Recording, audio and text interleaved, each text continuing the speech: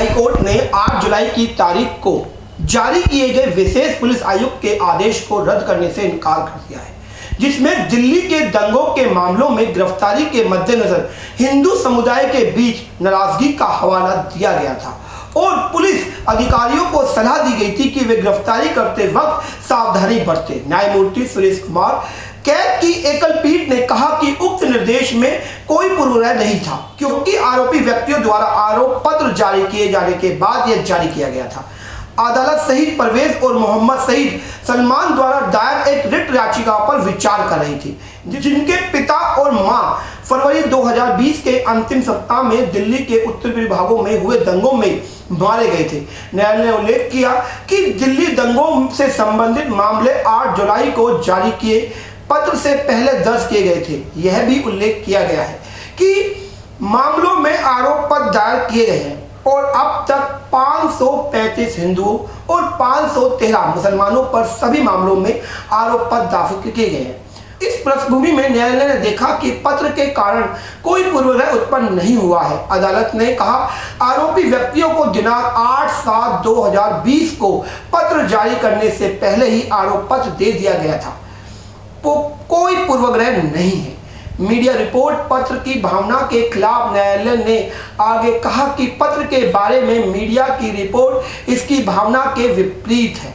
अदालत ने कहा, इसलिए यह सुझाव दिया जाता है कि लोकतंत्र का चौथा स्तंभ होने के नाते मीडिया को समाचार के तथ्य को स्थापित करने के बाद प्रकाशित करना चाहिए, ताकि किसी को कोई पूर्वाग्रह न हो या इस देश के समुदायों के बीच नफरत ना फैले। यह पत्र द इंडियन एक्सप्रेस में प्रकाशित एक रिपोर्ट के बाद चर्चा में आया, जिसका शीर्षक गिरफ्तारी पर हिंदुओं में आक्रोश था।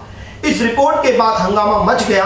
दिल्ली पुलिस ने ट्विटर में एक स्पष्टीकरण प्रकाशित किया। याचिकाकर्ताओं ने इस आधार पर आदेश को रद्द करने की मांग की कि यह पुलिस की ओर से पूर्वाग्रह को दर्शाता है।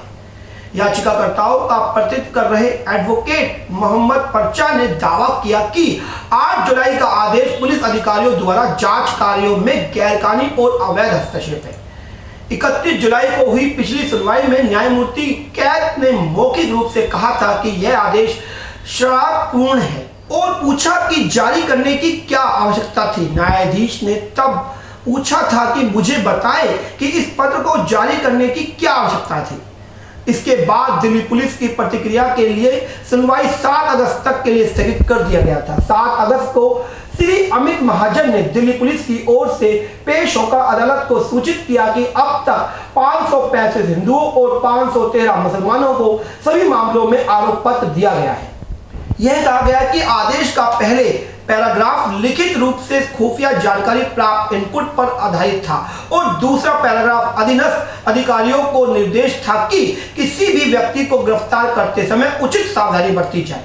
हालांकि अदालत ने आदेश को रद्द करने से इनकार कर दिया, लेकिन यह स्पष्ट किया कि जांच अधिकारियों को इस दिशा में विचार नहीं करना चाहिए कि प्रत्येक मामले में सौंपे गए विशेष पीपी के साथ सबूतों पर चर्चा की जानी चाहिए। Shri Chetan Sharma, additional solicitor general और श्री महाजन के बाद एसपीपी ने माना कि न तो सीआरपीसी न ही कानून के किसी अन्य प्रावधान के तहत जांच के चरण में अभियोजकों के साथ साक्ष्य की चर्चा के लिए आवश्यकता का कोई उल्लेख है। अदालत ने आगे स्पष्ट किया कि अधीनस्थ अदालतें वर्तमान याचिका के निपटारे में इस अदालत द्वारा की गई टिप्पणियों से प्रभावित नहीं होंगी।